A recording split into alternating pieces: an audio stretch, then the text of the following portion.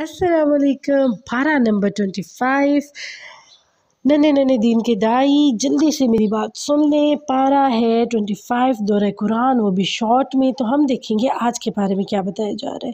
بتایا جا رہا ہے کہ قیامت کا علم صرف اور صرف اللہ کے پاس ہے۔ کسی کو نہیں پتہ کہ قیامت کب کہاں کس وقت آئے گی۔ اور پھر بتا رہے ہیں کہ جب آپ کو اللہ تعالیٰ نعمتیں دے تو تب اللہ کو بھولنا نہیں، تب بھی اللہ کو یاد رکھنا ہے اور دعا مانگنی ہے۔ اور پھر بتایا اپنے نفس کے ارد گرد جو نشانیاں ہیں ان کو دیکھیں اور حقیقت کو جانیں، قرآن پہ ایمان لائیں۔ اور نبی صلی اللہ علیہ وسلم کے پاس حضرت جبرائیل امین آیا کرتے تھے وحی لے کے، تو اس سے پہلے جو نبی رہ چکے ہیں نا ان کے پاس بھی وحی آتی تھی۔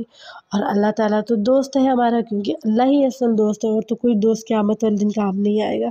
اس لیے اللہ سے دوستی ابھی سے کر لیجئے اور ورک کرنا شروع کر دیجئے، تاکہ قیامت والے دن اللہ ہمارا دوست، ہمارا حامی و ناصر بن جائے۔ اور زمین اور آسمان کی ساری کنجیاں اللہ تعالیٰ کے پاس ہیں، خزانوں کی۔ الحمدللہ جس کو چاہے وہ بہت رزق، پیسہ، مال، عزت، شہرت دیتا ہے، جس کو چاہے وہ تھوڑا دیتا ہے۔ اس پہ وہ ہمیں نہیں کرنا چاہیے، ہاں لیکن دعا مانگتے رہنا چاہیے۔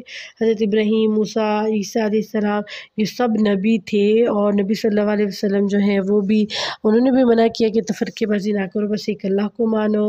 اور پھر بتایا کہ جب قیامت نزدیک آئے گی نا، تب نا گندے کام بہت زیادہ ہو جائیں گے، لوگ برے اخلاق والے ہوں گے۔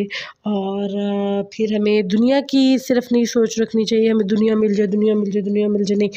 اگر آپ کو دنیا چاہیے تو پھر اللہ تعالیٰ صرف دنیا دیں گے، آخرت نہیں ملے گی، کوئی حصہ نہیں ہوگا۔ تو ہمیں دونوں چاہیے، تو ربنا آتنا فی الدنیا حسنۃ وفی الآخرۃ حسنۃ وقنا عذاب النار، اس طرح سے دعا مانگنی ہے، ہمیں دنیا اور آخرت دونوں چاہیے۔ اوکے، پھر ہے جی نعمت ملے تو اس پہ غرور نہیں کرنا، تکبر نہیں کرنا، سب کے ساتھ شیئرنگ از کیئرنگ کرنی ہے انشاءاللہ تعالیٰ۔ اور مصیبت کے وقت صرف اللہ کو پکارنا ہے، اور مصیبت دور ہونے پر بھی اللہ کو پکارنا ہے۔ اور یہ دنیا تو عارضی دنیا ہے، اس نے تو ادھر ہی رہ جانا ہے، بہتر تو ہے وہ آخرت کی دنیا جو اللہ کے پاس ہے، تو اس کے لیے محنت کریں۔ اور جب کبھی غصہ آ جائے، غصے پہ قابو پانا ہے، معاف کر دینا ہے دوسروں کو، اور پھر اس طرح کیا ہوتا ہے، اللہ تعالیٰ جو ہے وہ آپ کو جنت میں لے جانے والا عمل بتا رہے ہیں۔ اگر آپ اس سے بچتے ہیں نا غصہ کرنے سے، تو اللہ تعالیٰ کہہ رہے ہیں یہ جنت میں لے جائے گا آپ کو۔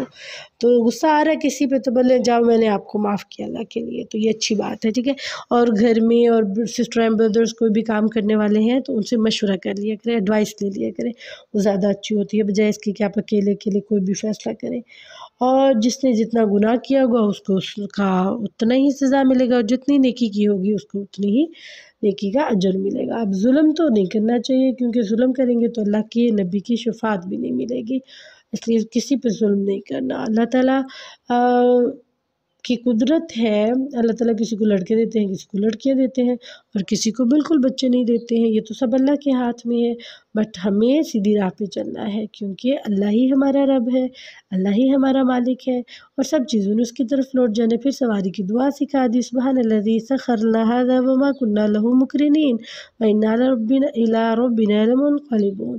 اور جو مشرکین ہوتے تھے وہ کیا کہتے، وہ کہتے تھے فرشتے اللہ کی بیٹیاں ہیں، اور جب اپنے گھر میں بیٹی ہوتی تو اپنے منہ جو ہے وہ چھپاتے پھرتے، سیاہی چھا جاتی، پریشان ہو جاتے، غم کرتے۔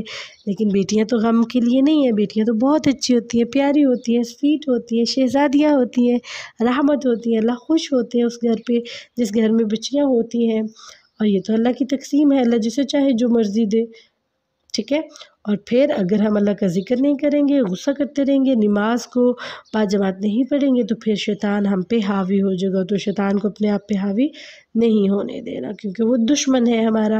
اور متقی لوگوں کا جنت میں قیامت والے دن متقی لوگ دوست ہوں گے، باقی اس کے علاوہ جتنے آپ کے دوست ہوں گے وہ آپ کو دشمن بن جائیں گے۔ اس لیے ابھی سے اپنی دوستی متقی، اللہ سے ڈرنے والے، پرہیزگار ان لوگوں سے دوستی کریں، نہ کہ ایسے لوگوں کے پاس ساتھ جن کے پاس کھانے کو اچھا ہے، پہننے کو اچھا ہے، اسٹیٹس ہے، گاڑی ہے، شکل اچھی ہے، نہ ایسا نہیں کرنا، کیونکہ تکبر تو اللہ کو پسند نہیں ہے، کیونکہ تکبر کرنے والا جھوٹا ہے، گناہ گار ہے۔ اور پھر لیلۃ القدر بھی تو آنے والی ہے، رمضان کی وہ رات جس میں قرآن اترا اور تمام فیصلے کیے جاتے ہیں، یہ لیلۃ القدر کی رات ہے، تو آپ نے اس کو سرچ کرنا ہے بہت اچھے سے انشاءاللہ۔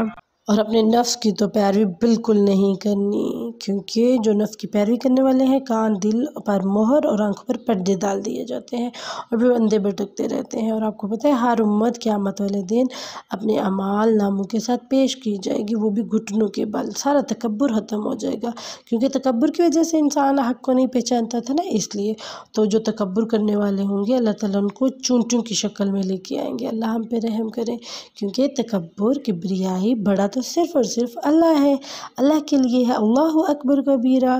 تو اس بارے میں ہمیں پوائنٹ ملتا ہے کہ اللہ کی بڑائی بیان کرنی ہے انشاءاللہ، اور اپنے اندر سے تکبر کو ختم کرنا ہے انشاءاللہ۔